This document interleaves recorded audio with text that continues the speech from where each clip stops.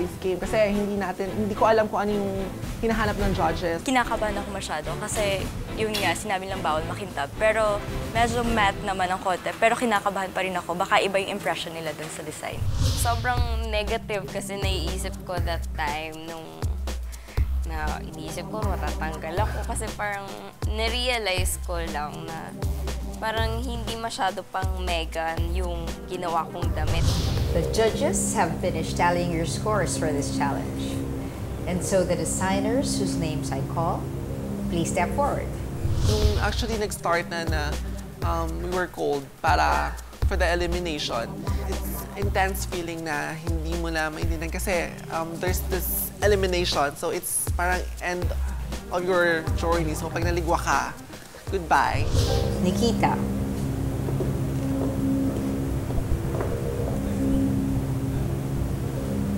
Porfi.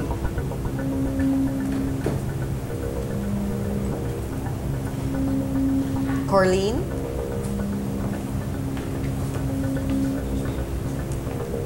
Anne.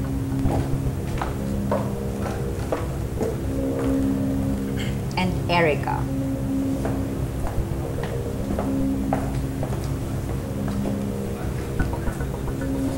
Your designs weren't bad, but they were not impressive either. But, congratulations! You are moving on to the next phase of this competition. We're still in. Parang, yes, tapos na rin. Kasi sobrang nervyos talaga inabot namin. Super kinakabahan po ako na baka eliminated na ako. Next ko nga po yung mama ko na sorry, baka ma-eliminate na ako, ganyan. Pero happy naman po ako na nasabing hindi naman po ako eliminated. Sobrang saya, parang nabunutan ng hindi lang tinik, kundi pako talaga. Alam mo yun, biglang pak, yun na. Kirby.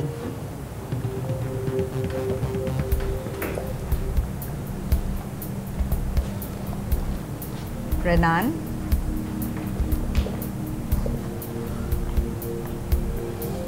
Joff. Hazel. And Oz.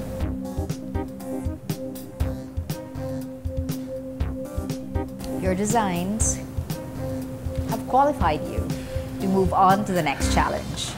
Congratulations. Siyempre, nag-expect po ako na parang nasa top ako or something. Medyo mayabang, pero yun po yung isip ko. Medyo kinakabahan na ako, hala. Kaya lang nung tinawag si Oz, alam ko safe na ako kasi malinis gumawa si Oz. Nawala yung stress ko na naluha pa ako sa sobrang saya. Super happy, of course. Magkikita-kita pa kami ulit for the next challenge. From 18 designers, we now have 8. Your designs intrigued us the most. And so we need to call in your models and talk to you a little bit more before we actually make our final decision. There were 8 of us left. Dumanon nga ako kay Ram, sabi ko, bahala na, basta pagkatapos ito, kakain na lang tayo, nagluluto si Guido ng bakaneta dun sa bahay. Kasi feeling ko talaga, man, ay, dami na may exposure last week, tapos biglang nandito tayo tatlo. What happened?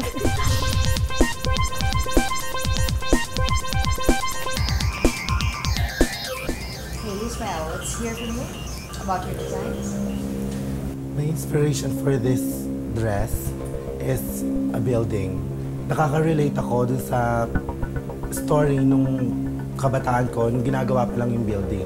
I created a distressed fabric design to stress more on lahat ng panlalait nila during my childhood. Ang lalim kasi ng pinanggalingan mo yung sinasabi mo. So, abang sinasabi mo, naguguluhan din ako sa ginawa mong yan. Ismael, you told us such a beautifully tragic story about your childhood, but I'm afraid your dress is just slightly more on the tragic side. The top and the bottom, even though it is one dress, it's a little bit disjointed. You know, the top has nothing to do with the bottom, and there's just so much going on with the skirt and the distressed and, you know, the black floral appliques. I just don't understand the point of view. I like your story, and I want to see you succeed. Pero you have to exert more effort. At saka, Sar, may mga damit kasi na parang na isusuot pero tayong nakakakita, nababasa natin kaagad yung damit na parang may pinaghugutan siya. Pero this time parang magulo lang sa akin.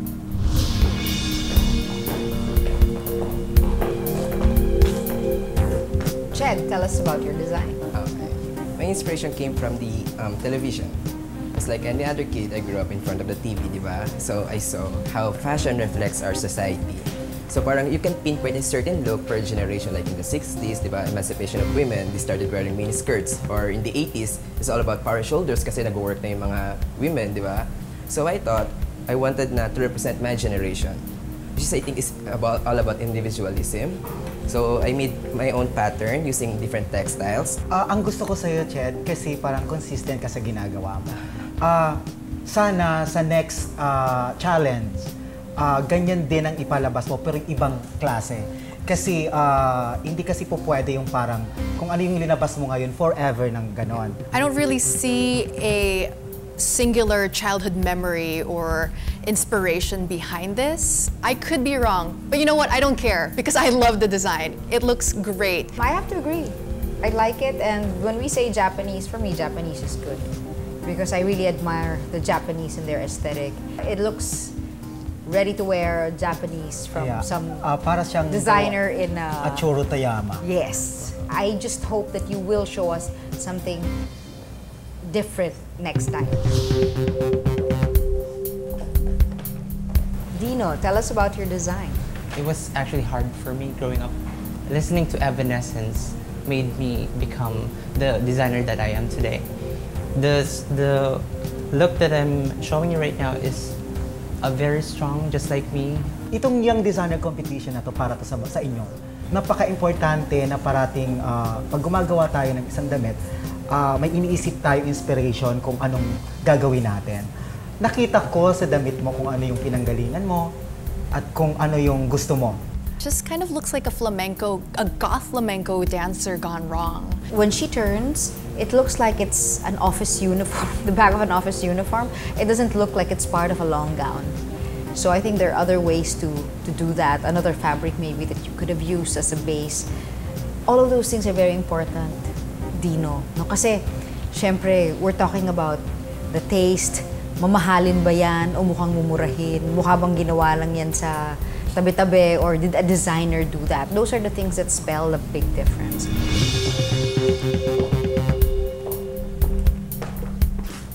Robin, so you're with our like a fashion crew model winner. Ang swerte mo naman. Maski na anong isuot niya, maganda. Hindi ba?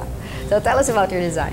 Well, my design was inspired by Matchbox. The design and the cut of the car, the racing cars, I incorporated it with my pieces. Robin, ikaw yung isa sa pinaka-favorite kong, type ko. Ina-expect ko mas maraming kang magagawa, hindi lang dyan. Kasi the last time na nag-audition ka, ganyan din yung look na binigay mo. So parang nung nakita ko kanina, parang, ito na naman, hindi ako napawaw. So this is my look kasi. I want to incorporate it with my inspiration. Pero pwede naman ibahin eh. Kasi ganyan na ganyan din yung linabas mo eh. And I want colors. Okay. Eh kung hindi niya gusto magbigay ng kulay? Mag-isip siya, hindi lahat na... No, kasi di ba hindi naman pwedeng ganyan lang parating gagawin niya. Oo nga. Huwag mo i-pressure yung bata. How old are you? 18. Oh, 18 pa lang siya. Yan ang gustong kulay niya. Sige na nga. We had an assortment of scary fabrics. Shiny, sparkly, embellished. It was really scary. And I was trying to tell him to pull back a little. It's just not wearable. In this challenge, siya yung parang winner ko.